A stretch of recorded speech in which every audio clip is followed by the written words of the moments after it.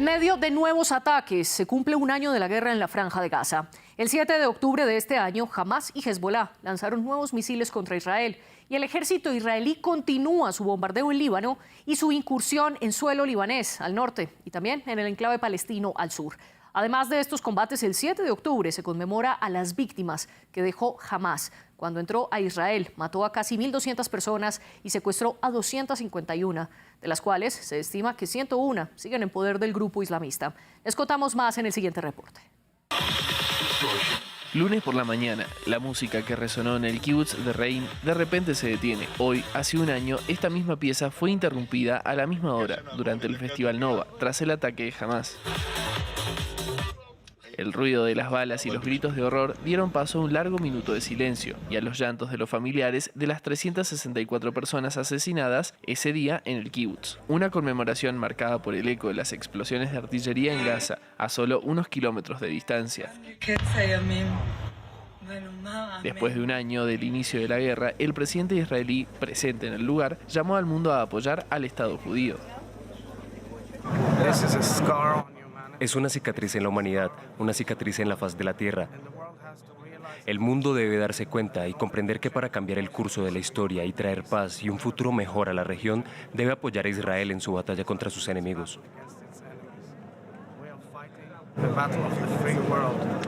Otras ceremonias tuvieron lugar en los kibutz de Be'eri y Nir Oz, que también fueron atacados el 7 de octubre. En Jerusalén, las familias de los rehenes aún secuestrados en Gaza se reunieron al amanecer frente a la residencia del primer ministro Benjamin Netanyahu para exigir su liberación. Ha pasado un año desde que no sé nada sobre mi padre, nada, no hay señales de vida. Quiero decirle a mi padre que lo amo. No dejaremos de hacer oír su voz, no dejaremos de insistir en el aspecto moral y lo más fundamental, que regresen sanos y salvos lo antes posible. Para esta jornada hay otras ceremonias en Israel, pero la conmemoración oficial organizada en la ciudad de Ofakim fue boicoteada por las familias de los rehenes y las víctimas. Del otro lado, la Franja de Gaza está destruida. Israel respondió al ataque de Hamás del 7 de octubre del 2023 con su fuerza militar por tierra y por aire. Sus acciones han dejado más de 41.000 muertos, según el Ministerio de Salud gazatí. Y la destrucción es tal que cerca del 80% de los palestinos del enclave están desplazados. Veamos más información. Un minúsculo territorio reducido a escombros tras un año de guerra. Según el Ministerio de Sanidad de Hamás, casi 42.000 personas han muerto y más de 97.000 han resultado heridas por el ejército israelí en la Franja de Gaza. Se cree que más de la mitad son mujeres y niños. La ONG Human Rights Watch considera fiables estas cifras. Según Naciones Unidas, 1,9 millones de gazatíes han huido de la guerra al menos una vez en el último año, lo que representa la inmensa mayoría de la población del enclave. Los desplazados a menudo se ven obligados a vivir en tiendas de campaña, dada la magnitud de los daños materiales. Recientes imágenes por satélite de la ONU mostraban que el 65% de los edificios y el 70% de las carreteras habían resultado dañados. La destrucción generó 42 millones de toneladas de escombros, 14 veces más que cualquier otro conflicto en Gaza desde 2008. Según la Organización Mundial de la Salud, unos 10.000 cadáveres podrían seguir enterrados bajo los escombros. Entre los edificios destruidos están infraestructuras vitales. Según la OMC, solo 17 de los 36 hospitales de la Franja de Gaza siguen funcionando. Desde el 7 de octubre de 2023, el ejército israelí afirma haber matado a 17.000 miembros de Hamás y otros grupos armados palestinos. Cerca de 350 soldados del Estado hebreo han muerto durante operaciones en la Franja de Gaza y en la frontera. Y la guerra no solo se quedó en Gaza. Israel y Hezbollah tienen un enfrentamiento en Líbano. Otros frentes de batalla están con los hutíes de Yemen, las milicias proiraníes de Irak y Siria, en la Cisjordania ocupada y contra el mismo Irán. En medio de todo esto, ¿hasta cuándo van las confrontaciones? ¿Y qué revela este año de guerra? Lo discutimos en el debate de France 24. Para ello nos acompañarán 3 personas. El primero de ellos está en Barcelona y se trata de Laurent Cohen, copresidente de la Asociación Catalana de Judíos y Palestinos Junts. Desde Ciudad de México nos acompaña Irving Gatell, especialista en ciencias bíblicas e historia del judaísmo, analista también del conflicto en Medio Oriente y colaborador de Enlace Judío desde hace 11 años. Este es un portal web mexicano con noticias sobre Israel. Y en nuestros estudios en Bogotá está Carlos Patiño, académico, experto en conflictos internacionales. Gracias a ustedes tres por acompañarnos y muy brevemente quiero recordarle a nuestra audiencia que pueden dejar sus comentarios en redes sociales, donde estamos como @France24-ES y mi cuenta personal es @MariaClaguirre. Un saludo muy especial a quienes están escuchando este debate a través de su plataforma de podcast favorita. Carlos Patiño, comienzo con usted, bienvenido. Muy brevemente, ¿cómo explicarle a las personas por qué Hamás atacó justamente ese 7 de octubre a Israel? Bueno, yo no sé si decir exactamente el 7 de octubre, pero hay un conjunto de razones muy importantes. Una de ellas, muy de fondo, era el anuncio que se había hecho en septiembre del año 2023 de un posible acuerdo entre Arabia Saudita e Israel que normalizaba las relaciones árabo-israelíes y que en ese contexto terminaba de enterrar la pérdida de importancia del problema palestino, que ya de hecho para los árabes venía perdiendo importancia creciente desde el año 1994. Y hay que decir que en ese caso Jordania había terminado de firmar un acuerdo con Israel en el 94, que Egipto había tomado distancia, pero adicionalmente también había una especie de disputa política interna muy importante de Hamás contra la OLP, pensando que era el momento en el que podía tomar la mayor legitimidad posible y, digamos, razones no faltaban para hacer un ataque, pero en realidad Hamás se lanza, como podría decirse, al vacío, a uno de los ataques más duros y radicales del Estado contra el Estado de Israel desde su creación, y en ese contexto pues también hay una especie de coordinación con el eje de la resistencia iraní, en el que también están Hezbollah, los hutíes, Hezbollah, al-Kataib desde Irak, etcétera, y en ese contexto hay, digamos, un conjunto de razones variadas, las que uno podría, digamos, citar de muchas maneras para saber por qué es que Hamás se lanza ese ataque. Y quiero darle también la bienvenida a Laurent Cohen al debate de France 24. Laurent, ya Carlos nos está explicando el intento de restablecimiento de la diplomacia entre Arabia Saudita e Israel. ¿Usted cree que el ataque de Hamás dañó el acercamiento de los países árabes con Israel? Bueno, evidentemente, buenas noches y gracias por la invitación.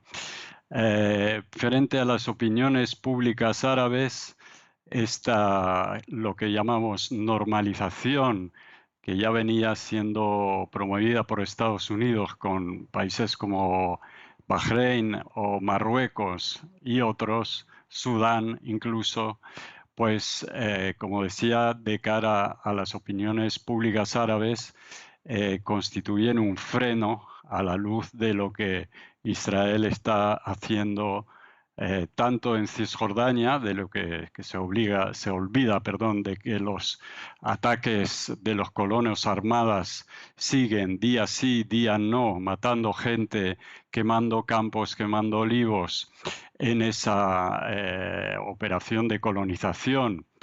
Evidentemente, pues ha puesto un cierto freno a esta normalización entre Israel y los países árabes del Golfo y Arabia Saudí. Pero obviamente tampoco son los únicos factores que llevaron a Hamás a llevar a cabo este ataque. Este gobierno de extrema derecha que impera en el Estado de Israel ha llevado a cabo vejaciones contra las personas en la mezquita de Al-Aqsa en varias ocasiones, lleva a cabo ataques contra la población civil de Cisjordania, como ya lo dije, y un año antes del ataque de Hamás ya habían habido movimientos coordinados dentro del territorio israelí, en Cisjordania y en Gaza, para protestar contra esta, digamos, deriva derechista de este gobierno Netanyahu. Quiero darle también la bienvenida a este espacio a Irving Gatell. Gracias por estar aquí con nosotros. Irving, una pregunta ahí es, ¿qué pasó entonces desde ese 7 de octubre de 2023 en Israel? Bueno, lo que pasa es que en realidad el eje iraní, o sea, el eje financiado desde Teherán por el régimen teocrático medieval de los ayatolás, que se ha dedicado a financiar toda una estructura, ahora le llaman de proxies, como Hezbollah, como Hamas, como el Kataib Hezbollah, en Irak como los hutíes y que siempre han tenido el objetivo de destruir a Israel porque en su visión religiosa, que en realidad no tiene nada que ver con la causa palestina, Hezbollah ha sido uno de los factores de represión a los palestinos en Líbano y en Siria en el marco de la guerra civil, simple y sencillamente por esta visión religiosa en la que no quieren que Israel exista. Lo que pasó el 7 de octubre fue que creyeron que era el momento en que podían activar esta guerra regional y multifrontal contra Israel, cometiendo errores estratégicos severos que Israel supo manejar y por lo tanto aislarlos. Es decir, la forma en la que Israel reaccionó evitó que Hezbollah se involucrara de manera de lleno. Ahorita todo lo que se está capturando en la zona fronteriza de Líbano e Israel evidencia que Hezbollah tenía los planes de lanzar una incursión terrestre todavía más violenta y sanguinaria contra la población civil israelí. Bueno, Israel supo manejar esta situación, Hamas se quedó solo, por eso la guerra se centró contra ellos nada más durante casi un año y bueno, por ello su colapso. Pero básicamente lo que vimos el 7 de octubre del año pasado fue el ansiado anhelo de todo el eje de los ayatolas de esta teocracia por intentar provocar el marco para destruir a Israel, porque en su concepto Israel no debe existir, porque como ese territorio ya fue gobernado por el Islam, es tierra santa y por lo tanto no debe haber ninguna otra entidad. Es un argumento absolutamente religioso y eso está reflejado en las cartas orgánicas de Hamas y de Hezbollah, que declaran que ahí se tiene que establecer un califato, que el Estado judío no puede existir y evidentemente toda la politización y todo el discurso con el cual pretenden presentarse como defensores de una causa social, eso nada más es propaganda para el occidente, pero el propio trato que ellos le han dado a los palestinos, Hamas, la forma en la que trata a los palestinos en Gaza, y Hezbollah, la forma en la que trata a los palestinos en Líbano y en Siria, demuestran que el interés nunca han sido ellos, sino simple y sencillamente destruir Israel. Aquí quiero preguntarle algo y es, sus palabras van también muy en línea de lo que dijo el primer ministro israelí Benjamin Netanyahu ante la ONU cuando dijo que el Estado judío estaba bajo amenaza y que ahora tenían un ejército para defenderse a diferencia de lo que ocurrió en la Segunda Guerra Mundial y que no permitirían que otro holocausto sucediera. Irving, ¿usted cree que está en riesgo los judíos precisamente de vivir algo similar a lo que pasó en la Segunda Guerra Mundial y qué tanto tiene derecho a defenderse Israel? No, por supuesto que el riesgo no es lo mismo, o sea, al contrario, esta es la época en la que el pueblo judío mejores capacidades tiene para defenderse. Primera, porque tiene el Estado de Israel. Segunda, porque Israel es un país con una elevadísima calidad de innovación tecnológica y bueno, lamentablemente mucha se ha tenido que enfocar hacia la guerra, pero por supuesto que Israel tiene derecho a defenderse. A ver, esto no es un conflicto territorial, eso es un manejo propagandístico anti-israelí que se maneja desde los años 70 y que nunca, hasta de la presentación de Yasser Arafat en la ONU, se había manejado. Nunca se habló de crear un Estado palestino cuando Cisjordania y Gaza eran controladas por Jordania y por Egipto. Nunca se habló de una ocupación jordana de Cisjordania o de Palestina, ni una ocupación egipcia. Esto siempre se ha tratado única y exclusivamente de destruir Israel. En otros tiempos el discurso era panarabista, en los tiempos de Gamal Abdel Nasser y todo este tipo de líderes. Nadie hablaba de la liberación del pueblo palestino. Hafez el-Assad, incluso de Palestina es parte de Siria.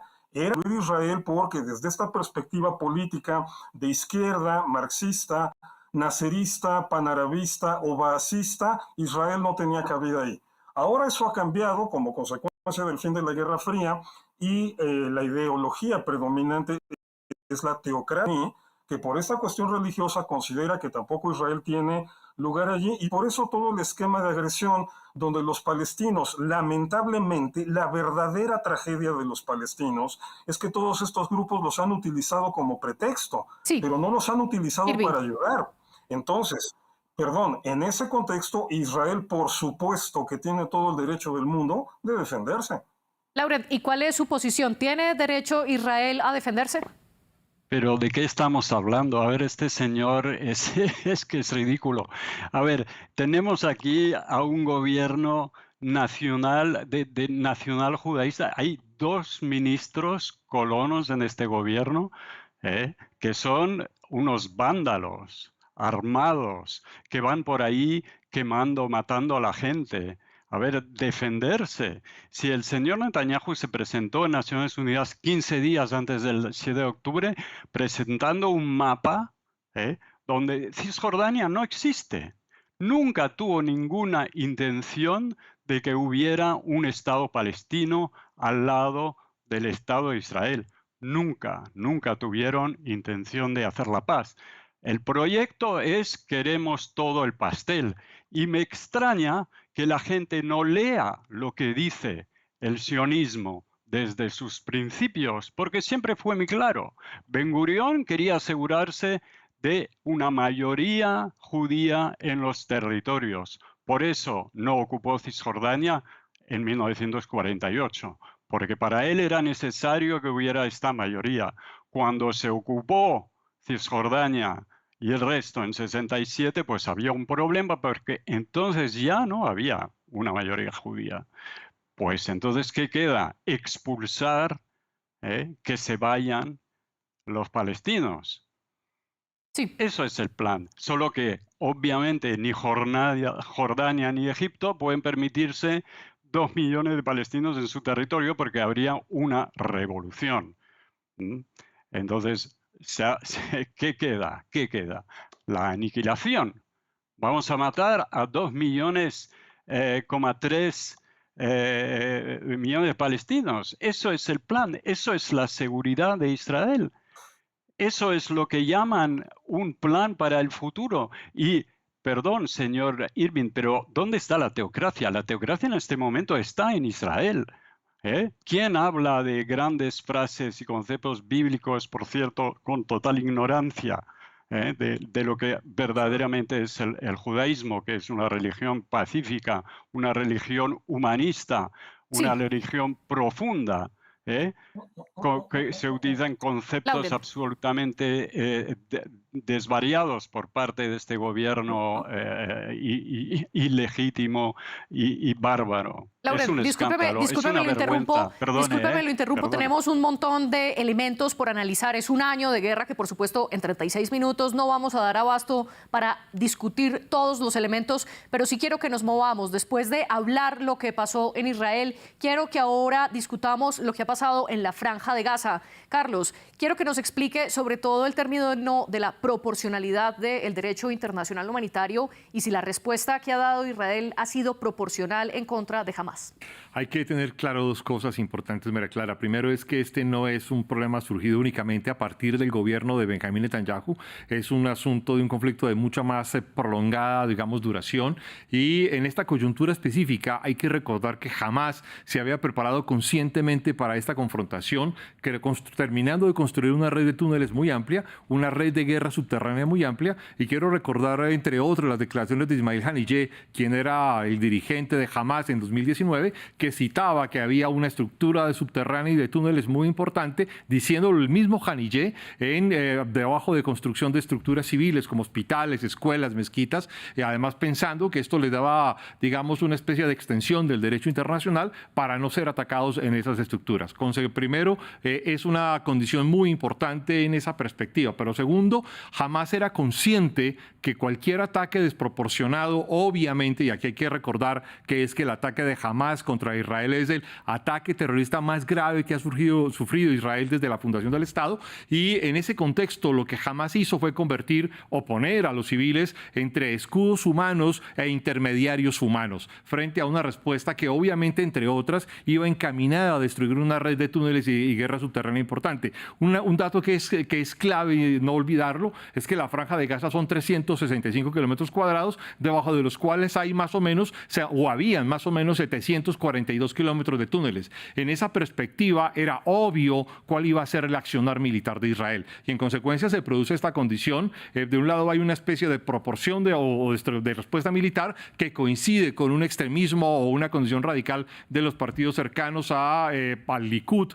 y a Benjamín Netanyahu, mucho más de los partidos religiosos, y a la vez hay un extremismo extremismo y fundamentalismo político de Hamas, que no tiene por persecución ni gobernar ni resolver los problemas políticos. De hecho, había una especie de debate político en Hamas muy importante que termina ganando Yahya Sinwar a partir del ataque, y es si Hamas era un grupo político que se iba a dedicar a la gestión de la Franja de Gaza o era un grupo armado que se iba a dedicar a la liberación de Palestina.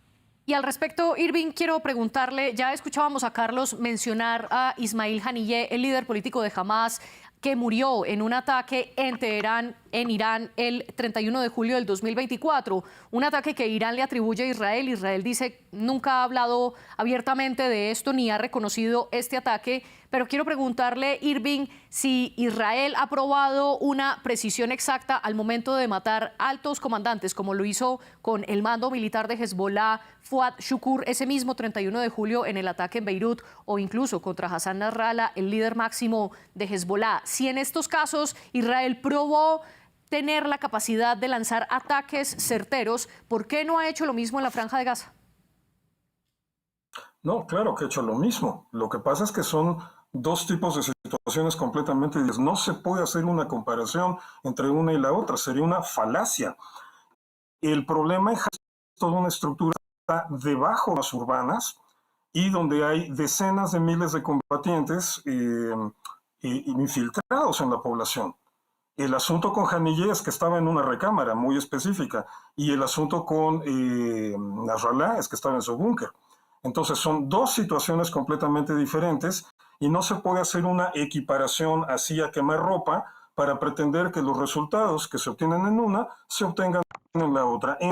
Una persona que se tome la molestia de sentarse en lo que es una guerra urbana contra un grupo terrorista profundamente estructurado debajo de zonas urbanas y además que lo ha hecho con el objetivo específico de sacrificar a su población, porque siempre va a haber gente que va a replicar esos petos propagandísticos que van a decir, ay, los civiles, Israel tiene que ser el malo porque los civiles. No, perdón, el crimen de guerra lo comete Hamas al convertir todo eso en zona de legítimos blancos militares. Entonces, es evidente que no puede darse la misma situación, porque entonces lo único que nos queda es la narrativa y la propaganda, que ahorita la UNED nos acaba de dar una cátedra de verborragia que no se somete a los hechos. Perdón, voy a aprovechar un par de minutos para corregirle la plana en varios puntos. Es increíble que a estas alturas de la vida plantea esta cuestión de que la teocracia está en Israel. ¿Qué no has visto la ropa con la que se visten los máximos líderes de la revolución iraní? Son clérigos, son ayatolas. Ahí está la teocracia. Se nota desde la propia indumentaria. Y por el amor de Dios, o sea, todo lo que dices que Israel es el que quiere quedarse con todo el territorio. A ver, en 1938 la Comisión Peel propone la partición del territorio, los árabes dicen no. 1947 la ONU la aprueba, los árabes dicen no. 1949 termina la guerra y Ben Gurión les dice, les devolvemos el territorio que no se nos dio a cambio de un tratado de paz y los árabes dicen no. Y así me puedo seguir hasta el año 2000, cuando Ehud Barak le ofrece el control total incluso de media Jerusalén a Yasser Arafat, y Yasser Arafat dice no, y se retira de Camp David y va y organiza la segunda intifada, el episodio de violencia más grave que se había dado hasta ese momento. 2008, Ehud Barak se lo vuelve a ofrecer a Mahmoud Abbas y Mahmoud Abbas dice que no. Los que sistemáticamente le han dicho que no a cualquier arreglo porque no quieren reconocer al Estado de Israel son los palestinos, principalmente de Hamas e incluso de Al-Fatah y de la OLP. Así que ahorita, o sea, no vengas con el cuento de que este es un problema de Benjamín Netanyahu, porque déjate, recuerdo, cuando gobernaba la izquierda también había violencia. La segunda intifada le explotó en la nariz a Ehud Barak, un gobernante de la izquierda. No importa quién gobierna en Israel. Los grupos palestinos no quieren la paz con Israel, quieren destruir Israel. Esto es un hecho histórico. Ellos mismos se encargan de proclamarlo sin recato alguno en su propaganda, y tú vienes aquí con un discurso buena ondita, apto para occidentales, a querer tergiversar lo que es evidente para cualquiera que se sienta ponerle atención al asunto. Irving, usted habla que Israel tiene blancos legítimos en la Franja de Gaza. Sin embargo, debo matizar esta afirmación diciendo que la Corte Internacional de Justicia desde el 29 de diciembre del 2023 estudia una demanda que interpuso Sudáfrica en contra de Israel Sudáfrica acusa a Israel de genocidio. La Corte todavía está analizando el caso. Sin embargo, el 26 de enero del 2024 emitió 6 medidas cautelares donde le ordena a Israel una serie de medidas precisamente para evitar el genocidio de los palestinos en la Franja de Gaza. Sin embargo, todavía la Corte no ha determinado si hay o no un genocidio. Laurent, ahora sí voy con usted. ¿Qué pasa entonces con esos palestinos que están en la Franja de Gaza? Bueno, a una precisión, la revista británica médica The Lancet, que no es una revista marxista, como diría este señor, sino una revista muy seria, en el mes de marzo ya cifraba en 160.000 personas muertas, las víctimas en el mes de marzo palestinas, porque las 41.000 que usted ha señalado en el reportaje son las que se encuentran con papeles. Pero las personas que no pueden ir a recibir un tratamiento de quimioterapia al hospital, porque ya no hay hospital, los niños que beben una agua contaminada, que ya era el caso antes del 7 de octubre, porque hay que recordar que son 17 años de un bloqueo ilegal que se ejerce contra la franja, en las cuales las personas vivían ya en unas condiciones de empobrecimiento tremendo, con no una electricidad corriente como tenemos nosotros, o agua de calidad, energía, un servicio hospitalario, etc. 17 años de bloqueo de la franja simplemente porque, ejerciendo su derecho a voto, pues los palestinos eligieron un partido que no nos gusta a nosotros en Occidente. Este es el tema, que Israel no está solo.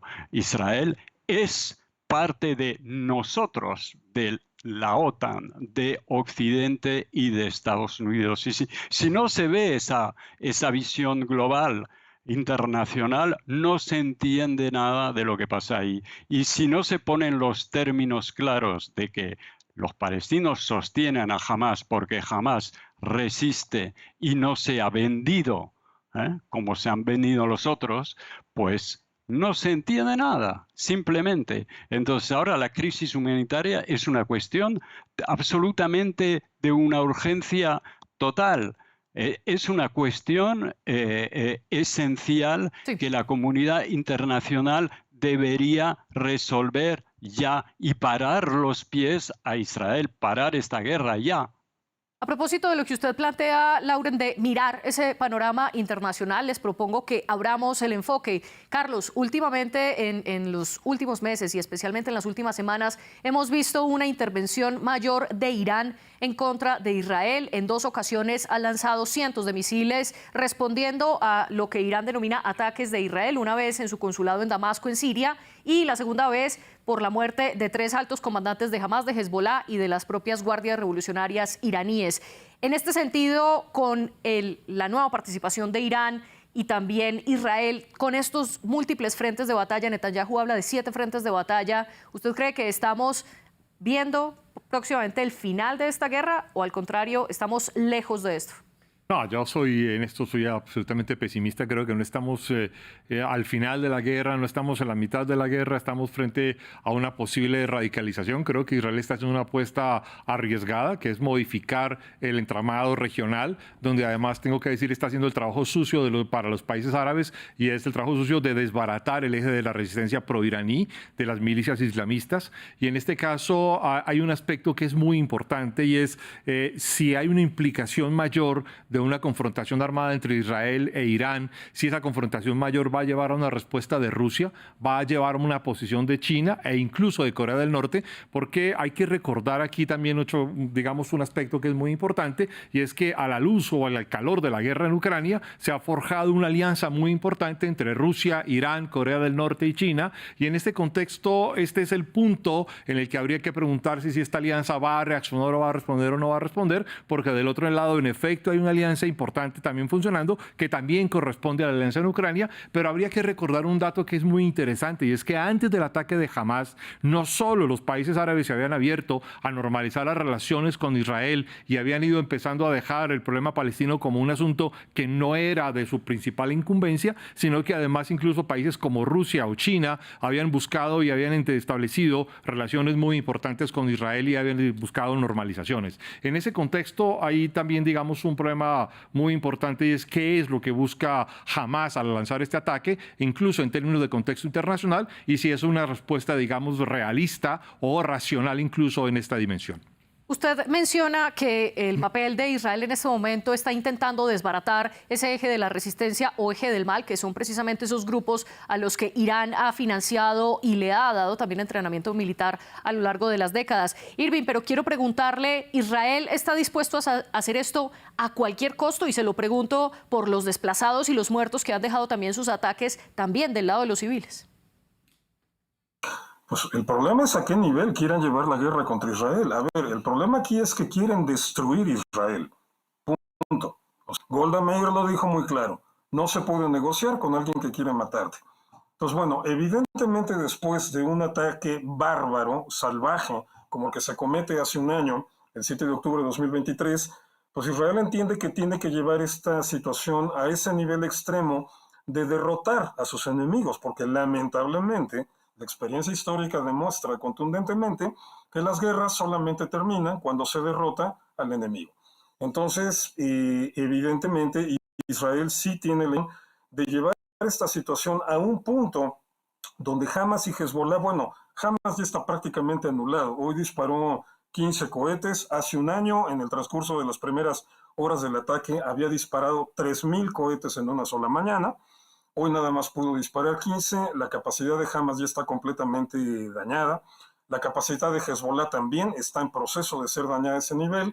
O sea, lo que Irán ha perdido en inversión de sus grupos terroristas es mayúsculo, y esta situación obviamente cambia toda la ecuación. ¿Hasta qué punto se va a llegar con Irán? Bueno, va a depender de hasta qué punto Irán tener esta guerra. Lo más dada la situación es que Irán se rindiera y ya le parara. Por cierto, qué bueno que se menciona eso, porque Laurent evidentemente nada más tiene ojos para mirar la mitad de una cosa y habla de cómo Israel es parte de todo un eje occidental. Bueno, Hamas es parte de todo un eje iraní. O sea, esa es la realidad geopolítica, no se puede ocultar. Por supuesto, la narrativa pro-palestina siempre va a intentar señalar este tipo de cosas, pero bueno, lamento que de esta manera tan rudimentaria quieran dedicarse a la desinformación y vender medias verdades, cuentos parciales que no reflejan lo que está sucediendo, y que allí también hay toda una motivación que no tiene nada que ver con los palestinos, que es una cuestión eminentemente religiosa, porque la cultura islámica, sobre todo la extremista, es una cultura que no ha pasado por el proceso de secularización de nosotros. Aquí el problema es que Laurent se expresa como si Hamas fuera un grupo racional o razonable, como lo podría ser en nuestros términos, cuando tienen una lógica completamente distinta, una lógica de califato, y ellos mismos lo pregonan, no lo estoy inventando.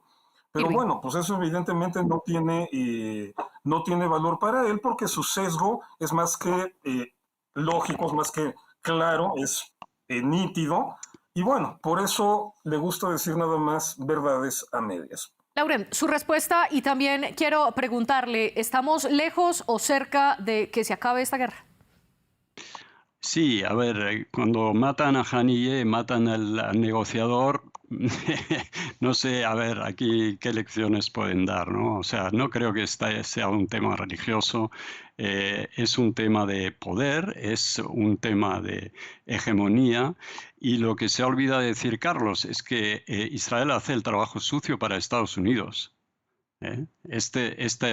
O sea, Joe Biden no ha cejado, a pesar de todas las llamadas que se le ha hecho, y está entrenando a la Unión Europea. No me olvido que hablo en France 24, yo mismo soy ciudadano francés, y que el presidente Macron finalmente, después de un año, se ha dado cuenta de que, bueno, hay que hacer con algo, ¿no? Hay que dejar de enviar armas a Israel. Entonces, creo que las cosas están muy claras, no es una cuestión de sesgo, es una cuestión de realidad. Mientras está en guerra, Netanyahu evita cualquier tipo de juicio, sabemos que tiene ahí varios pendientes por corrupción y está en una huida hacia adelante que nos puede entrenar a todos en una guerra mayúscula. Esperemos que no sea así, pero de momento la única persona que realmente puede poner el freno a esta situación es el presidente de Estados Unidos. Con unas elecciones a la vista, sí. Irán ha tenido una respuesta muy medida en relación a los ataques que ha sufrido en su embajada en Damasco. Y realmente, por eso soy bastante pesimista, porque no veo que Biden vaya a reaccionar y su sucesora ya ha dicho que tampoco cambiaría nada. O sea que las cosas desafortunadamente pueden continuar. Lauren, lastimosamente se nos acaba el tiempo. Antes de acabar nuestro programa, quiero recordarle a la audiencia que precisamente para eso es el debate de France 24, para mostrarles diferentes posturas, y hemos analizado en profundidad a lo largo de este año múltiples aristas de este conflicto. Los invito a que vean entonces nuestros programas en nuestro canal de YouTube y también en nuestros podcasts. Lauren Cohen, Irving Gatell y Carlos Patiño, gracias por estar aquí con nosotros, y la producción de este programa estuvo a cargo de Laura Garzón y José Saldaña. Ustedes sigan con nosotros.